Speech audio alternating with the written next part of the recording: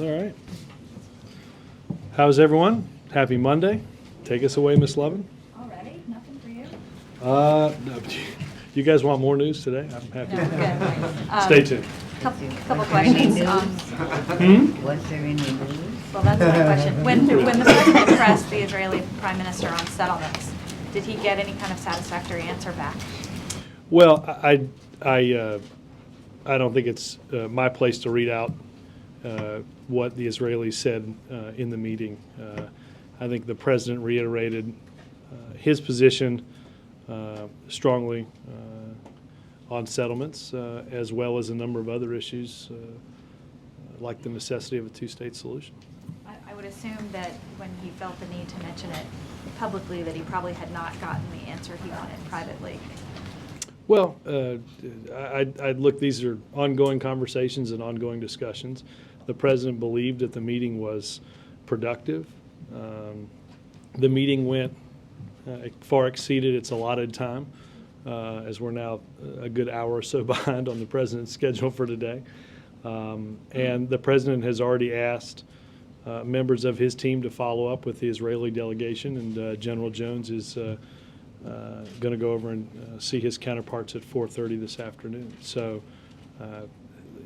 I don't think the president expected that we were going to wrap everything up in a couple-hour meeting in the Oval Office, but the president believes there were warm discussions, and we're making progress. What about a two-state solution? Was there any discussion in their private meetings about the prime minister's position on that?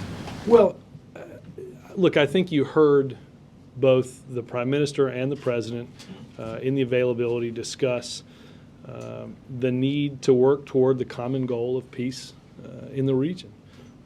The president continued to reiterate his position, the position of this government, that the only way for that to happen is through a two-state solution. And I think that's the president's position, and he continued to reiterate. Yes, sir. The president today appeared to set a rough deadline for negotiations with Iran, saying he wanted to see serious progress by the end of the year. Does that suggest some impatience on his part with the rhetoric emanating from Tehran, the fact that they've so far rebuffed his efforts to reach out to him? Well, look, I think I wouldn't say that on this issue you would be frustrated by the rhetoric out of Iran. I think you can take you can take a lot of what they say and voice frustration about their rhetoric.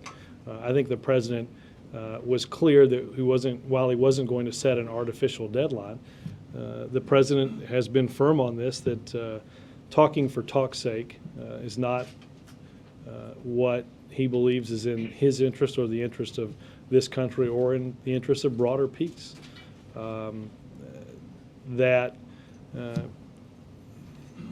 Obviously, the Islamic Republic of Iran has, he wants them to take their place in the international community if they're willing to live up to their responsibilities. On the flip side of that, it is important to, I think as he said, it is clear that non-engagement, not having that diplomatic, not using that diplomatic angle has been a failure. And one of the best ways to galvanize the world is to give Iran the opportunity to accept those responsibilities, and we'll get a sense of whether the Iranian government will accept those responsibilities. Well, what sort of signs of progress, though, is he looking for? What does he want Iran to do? Well, I don't want to get into grading different milestones or mileposts on this, except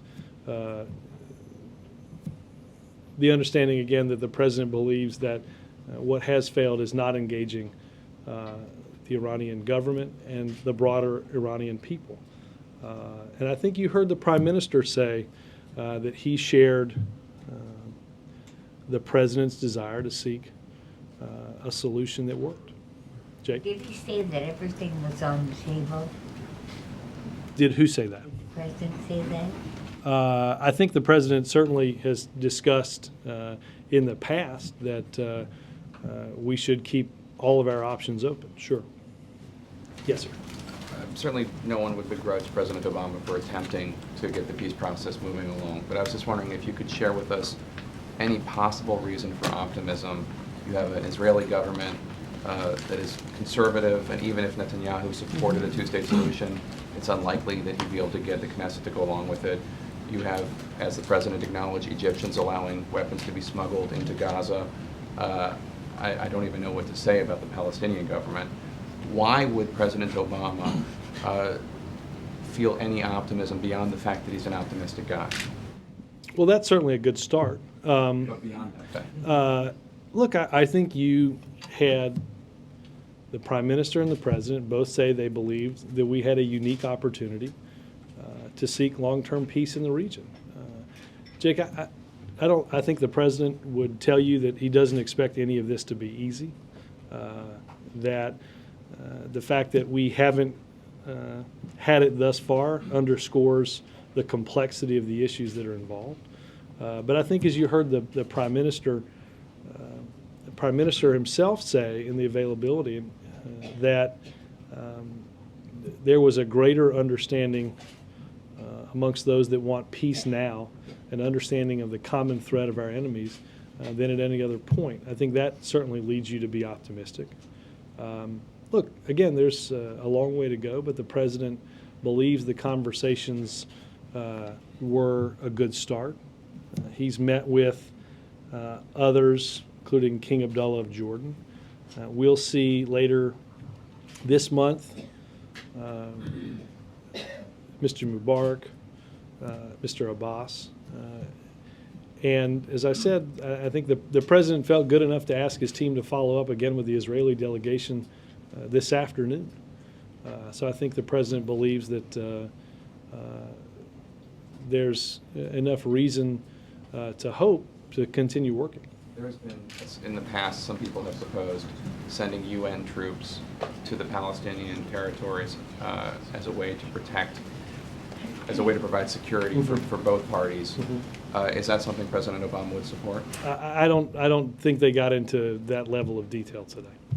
Yes, ma'am. Robert, couldn't you make the argument, though, that Mr. Netanyahu actually got more out of this than the president did? He made Mr. Well, if you're as Netanyahu... unoptimistic as Jake, it seems as if each is leaving. Let's look at what came out of it. I mean, Mr. Netanyahu did not define the two-state solution, did not say that he's for it. The settlements, right now, they're letting new contracts for construction on the West Bank in a certain settlement, Musquiot, if that's the proper pronunciation. And the president actually came out with a stronger definition on Iran, putting a timetable, which is something that the Israelis have been looking at. So what was accomplished? I don't think I think you heard the President and the Prime Minister both agree that each thinks, and we've long thought that nuclear weapons in the hands of the Iranians was a bad deal for both nations and a bad deal for the world. I think you heard them both reiterate that.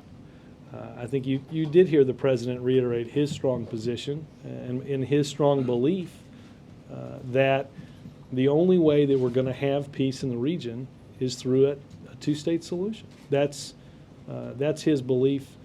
We think that the Prime Minister is the Prime Minister set forth that he believes that we have to work toward that common goal of peace. And I heard the Prime Minister also support the President's policy of engaging Iran. So I think there's hope and there's optimism. But again, this is maybe we've gotten you too conditioned to good progress if you thought after 2 hours we were going to walk out with a big deal.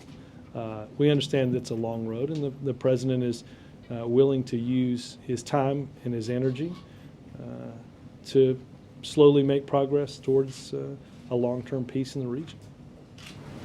Yes, ma'am. What is the threat from Iran?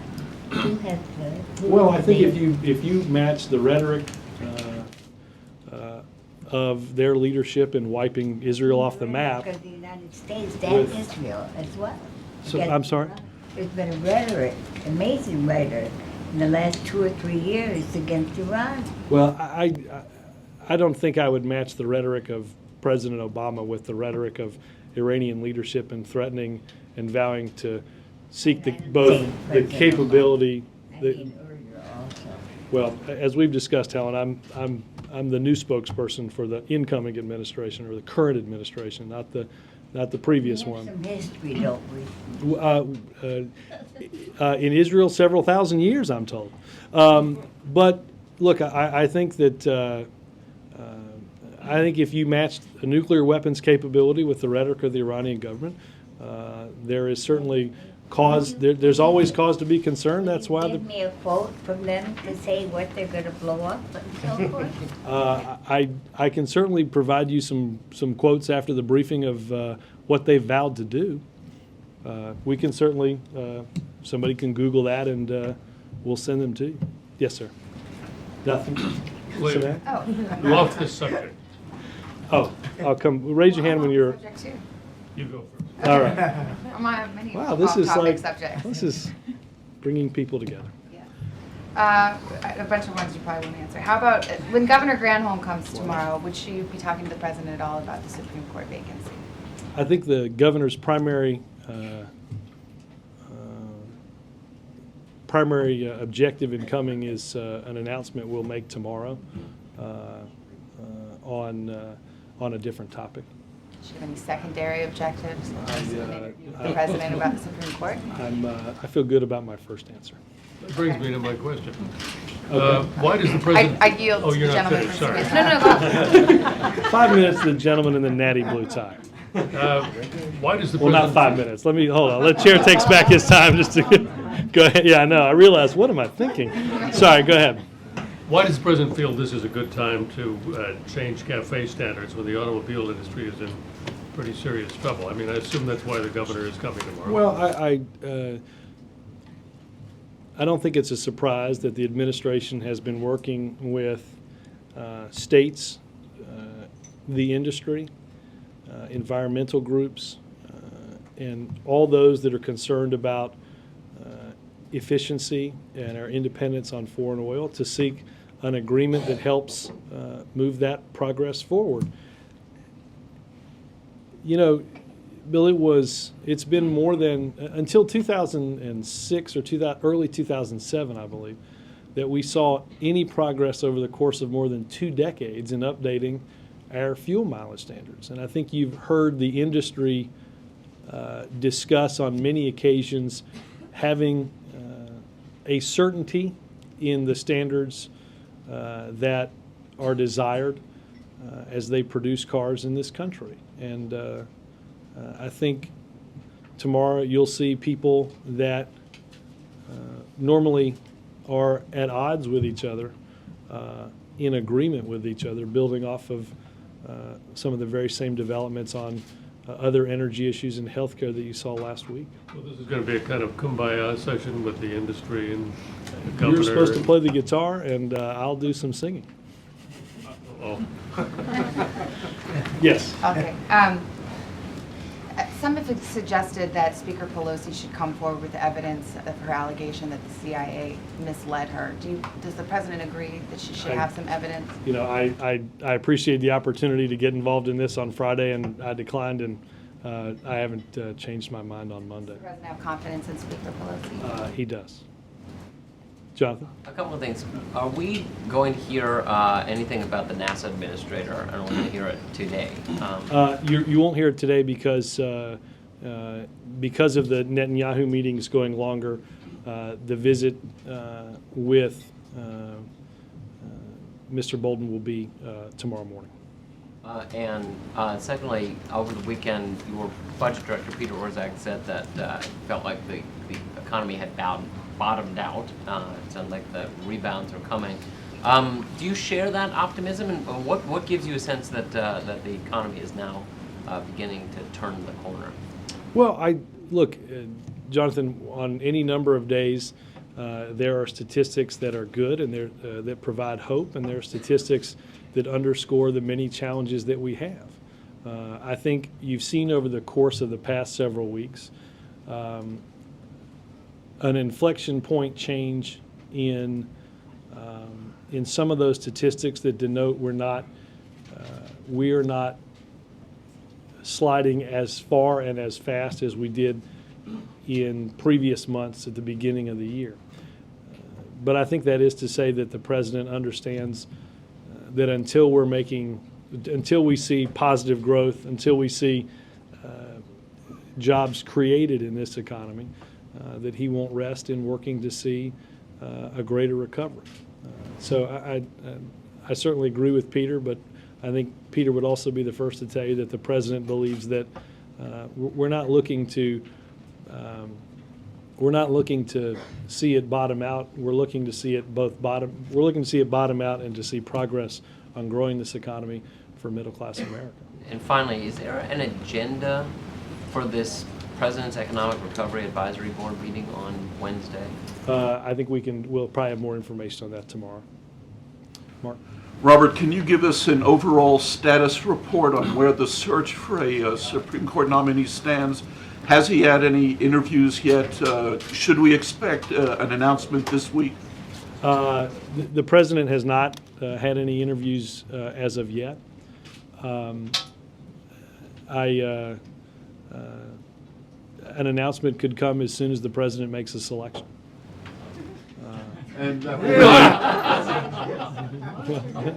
I figured I'd give an answer equal to the, can you let us know when the announcement's going to come? So China ambassador, it's going to come more than a week later. Say again? Is it like the China ambassador and it'll just come a week after he makes a decision? Well, you never know. Obviously, as soon as the president has an announcement, you'll be among the first to know. They'll interview the person first, though, right? Yes. Will there be interviews before an announcement? Sure, absolutely, absolutely. If again, like I said, Mark, if you're interested, I'd give your resume to Bill, and he'll. Appreciate it. Bennett, I'm sorry? has he had any interviews? Not as of yet. Yes, If sir. I could go back to the CIA and Pelosi and just try this one different way, but Panetta's issued his statement. Does the president agree with Panetta that again, the CIA is not in the business of misleading members of Congress? I appreciate the opportunity. I would point you to my remarks from Friday. So we can kind of be in limbo on whether or not the president agrees with the CIA director. I appreciate the hypothetical. Yes, sir. Prime Minister Netanyahu said, among many things, that for the negotiations he wants to restart with the Palestinians to bear fruit, the Palestinians must not only recognize Israel, but recognize it as the Jewish state. That would seem to place off the table the long-standing right of return issue, which has always been a final status issue in these talks. Is that how the White House interprets that particular formulation, and does that in any way prejudge the outcome of the talks that Prime Minister Netanyahu said he wanted to restart? I will certainly check with some of our negotiators on that, but I do not believe that. I don't believe that prejudges any outcome. I think again this is the first of what we assume will be many discussions on a series of topics. Again, I think the president thought that today was a step in the right direction, but we've got a long way to go. There is a theory that Annapolis is the roadmap now, but in the very near future, the president will chart a new roadmap, quite possibly in the speech in Egypt. Is right now Annapolis the roadmap for this administration, or is it actively contemplating something to succeed it? I think you heard the president mention in his remarks today the process that was set out by the roadmap, including the strong endorsement again of a two-state solution. So that's where he's headed. Is there no contemplation of something broader or more ambitious than Annapolis? We'll see what comes of the future. Yes, sir. On the court, is the president going to begin interviews this week? It's entirely possible, yes. Tomorrow? Tell us. Tomorrow. I appreciate the opportunity to inform you of each and every person that the president sees on this topic, but I'm not likely to do it. Will there be more than one? Is he contemplating just one interview as sort of the closer, or would he clearly interview more than one? I think there's a typing test. There's in the process, interviewing more than one is going to be his approach. He is going to interview people he thinks that are qualified and make a pick as to the person he thinks is best qualified. Cheryl. Robert, Does the president still expect to close Guantanamo Bay 1 year after his announcement, which would be, I guess, January 20th, 2010? And is I think it's the 21st or 22nd, but yeah. Thank you. And is he still planning on issuing a detailed map, if you will, of how to get there in another 2 months from now? I don't understand the second part. Say on January 22nd that within 6 months he would sort of issue, the administration would issue plans for how it intended to. I'd have to go back and look at it. I mean, obviously, Gerald, the president remains committed to closing Guantanamo. January 22nd? On whatever date he previously intoned in the executive order. Confident that he can do that? He is. There are multiple task forces that have been stood up and are meeting to deal with the issues surrounding that closure. And what will we hear from him Thursday in his speech? Will he address how he plans to get there, and also will he talk about the military commission's decision? Well, I think he talked about the military commission's decision in a statement Friday, and I took a few questions as well. A written statement, not in his own lovely tone. I think I saw that statement appear in your newspaper, if I'm not mistaken. I think the president will discuss in some detail issues surrounding detainees in detention on Thursday. And we'll have more on that as we get a little bit later into the week. Midlist. The president seemed intent today on trying to send messages, or could be interpreted as sending messages to Iran, sort of a stern warning to them. You know, they should change course, and several other comments that could be interpreted as sort of a stern warning. I just wondered if you agreed if that was one of his intents today in communicating publicly, both, you know, for Iran's benefit, but also for Mr. Netanyahu's benefit. And he also seemed to be irritated by one question about whether his willingness to talk with Iran could be interpreted as weakness. Does he feel any pressure to show that he's more than just talk on this issue? No, I mean, let me take look, John, I don't think the rhetoric was markedly different today than what it's been throughout this process. Well, context obviously is different. You're sitting next to the Prime Minister of Israel. But at the same time, as we've said throughout this process, that the path that they're on now is not one that he believes is in our interest, the interest of the Israelis, or as he said today, even the interest of the Iranians. I think he said on any number of occasions that discussions and engaging the Islamic Republic of Iran are not simply to talk for talk's sake. And as I mentioned earlier, we recognize that not engaging in any way Iran over the past several years has not gotten us anything. That the president believes that through the process of beginning with the P5+1, that we should engage the Iranians and to have them accept their responsibilities to the international community. At the same time, he understands that that's not going to go on forever, and that we're not going to do that just to do it.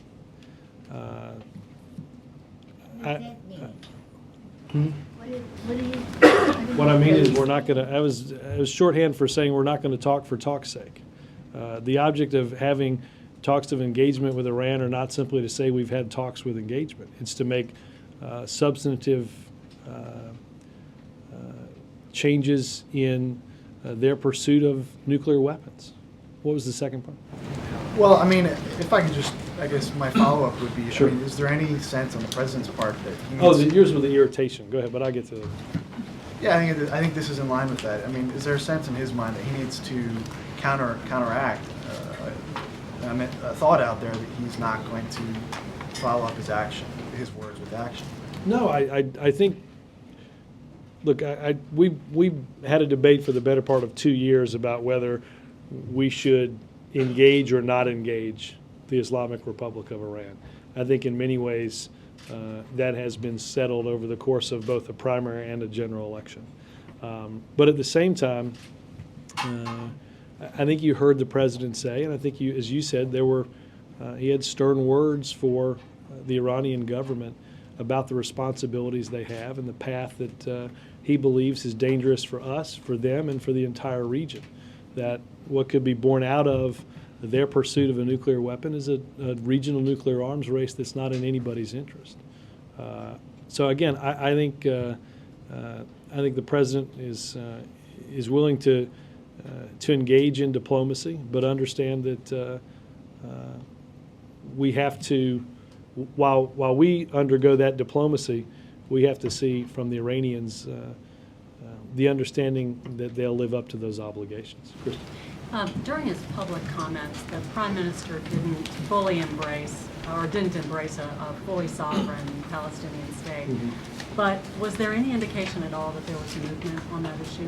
Well, again, I don't want to get into characterizing parts of the talks that, from the perspective of the Israelis, except to reiterate that I think both believe that we're at a unique opportunity and that our common goal is to peace.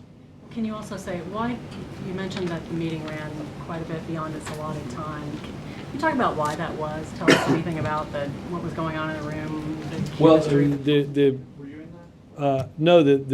Well, I was in for a portion of, well, obviously for the Avail.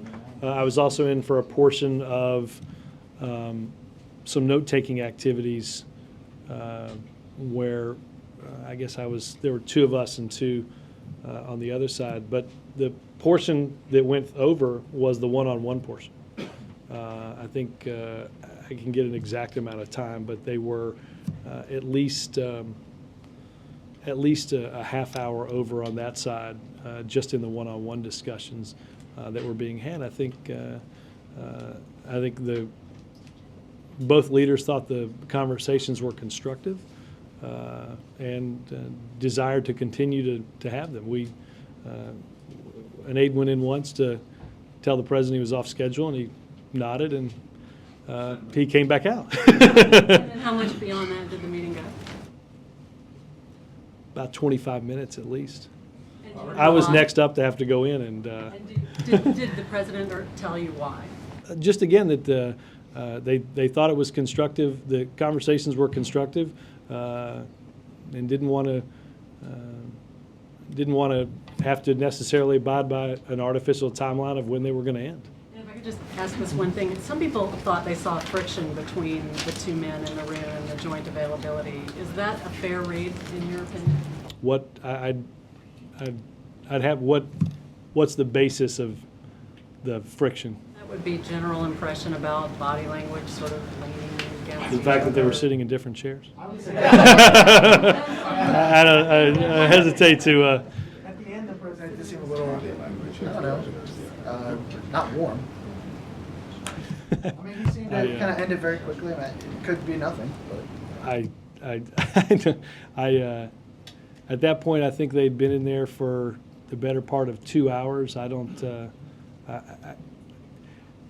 Generally, if you don't think things are going well and you're not having a constructive conversation, I don't normally think that those are conversations that extend by 30 to 45 minutes through the allotted time. Generally, those are conversations that tend to end before the allotted time, and then you play music and fill the time. Sounds like a hypothetical. Sounds like you're giving us a hypothetical. No, actually, that's a real world example. That's if the meeting is long, then it's productive. No, well, my point is, if things are going so badly, if there's so much friction and so much bad body language, why would one stay in there half an hour longer? I mean, I guess I don't understand why. Along these lines, Robert, will there be any sort of joint statement to emerge from this encounter today from the two governments? I don't think past what they both did at the availability.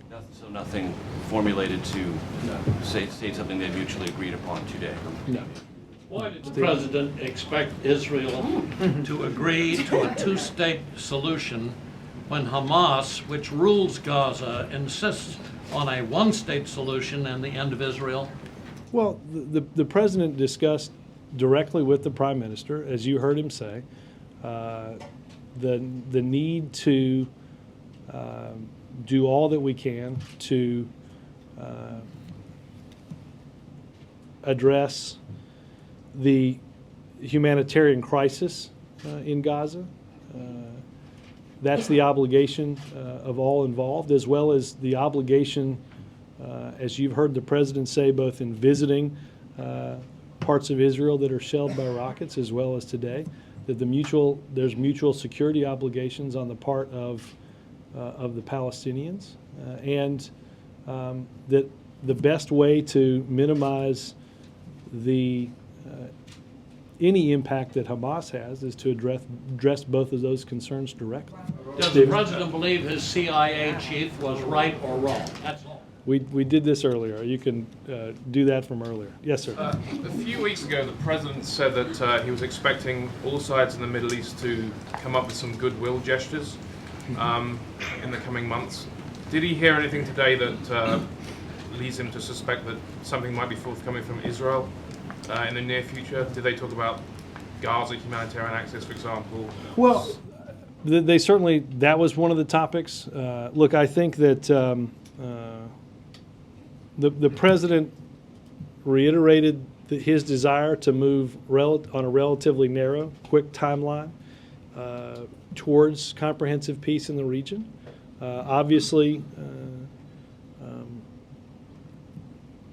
that peace in the region should also be met, he believes, with gestures of normalization by Israelis' Arab neighbors. I think that and a whole host of things were discussed as part of the meeting.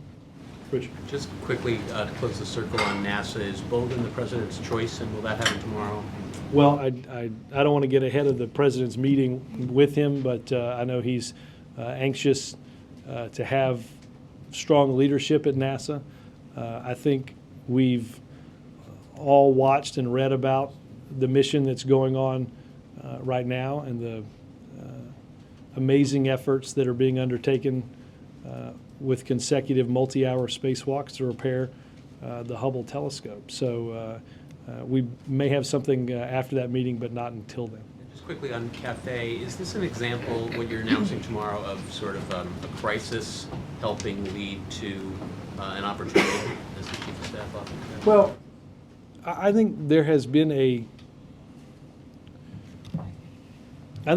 a crisis for quite some time in ensuring certainty for automakers. I think there's been a crisis for quite some time in the emission of dangerous greenhouse gases. And I think there's been a crisis for quite some time in our dangerous dependence on foreign oil.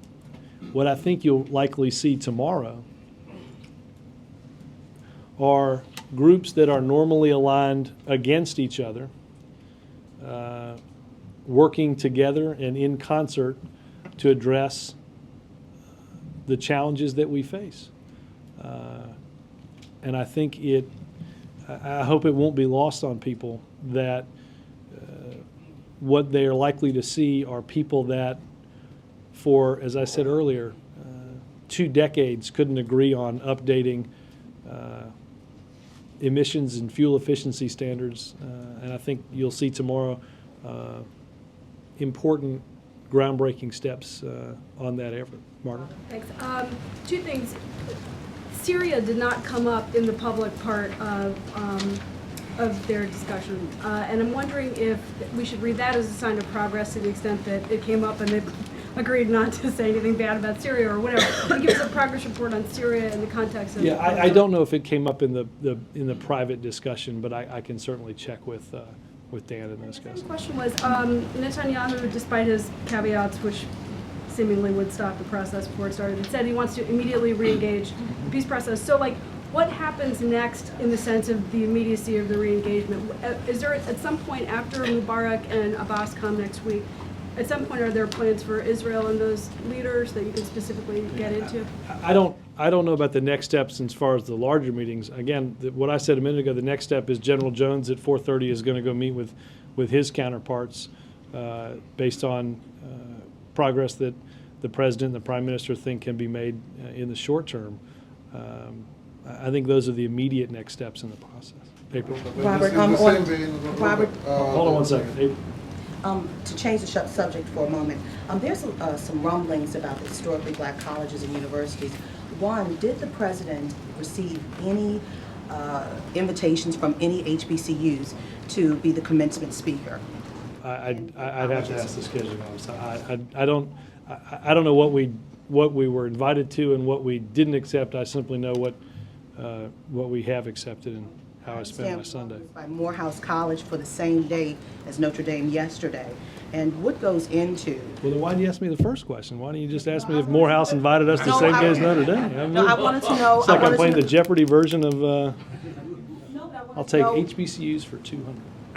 I honestly, I didn't know the answer for the first, so it's hard for me to underscore the second because, as I told you a second ago, I don't know what we were invited to, and I don't know what we were invited to and didn't agree to. And then on the other side of the HBCU issue, there is some rumblings from historically black college and university presidents about the cut, the $85 million cut to HBCU's Title III. That's for programs to include, monies for projects, equipment replacement, launching new programs, offsetting facilities, faculty and staff, things of that nature. And they're saying, this administration is saying that that money has been used to boost Pell Grant monies, increase Pell Grant monies. But at the same time, many of the presidents are saying that issue is financial aid. That has nothing to do with Title III. And they want to know why was that cut made. I can talk to the budget people. I don't have information on that level of specificity on the title cuts, but I can certainly... They are concerned. They feel that this administration is turning a blind eye to historically black colleges and universities. I will check on the facts of that. I think the commitment that this president has made to education in a very short period of time through a lot of the spending in the Recovery Act denotes that he believes that in order to lay the new foundation for economic growth, education is a key part of it. And I think his commitment is underscored in those resources that have been laid out. Yes, ma'am. Yeah. The president supported the Defense of Marriage Act, full repeal of that during the election. Now that same-sex couples can marry legally in 5 different states, what is the president doing to make sure that those marriages can be recognized at the federal level? And what's the timeline for something like that? I have to go check on that. I honestly don't know the answer to that. Thank Karen. you, Robert. Yeah, Newsweek reported this week that the president urged, I guess by way of telling Speaker Pelosi, that a truth commission should include immunity for witnesses that testify. Is that accurate? And if so, why did he want immunity? I have not read Newsweek. I've not read that article in Newsweek. I think the president's viewpoint on a commission have been expressed by him and by me. That if the best way to look, if we want to look at what has happened in the past, that ability and responsibility rests with congressional committees like the Intelligence Committee that have the ability to do it. And his position on that's the same. Thanks, guys.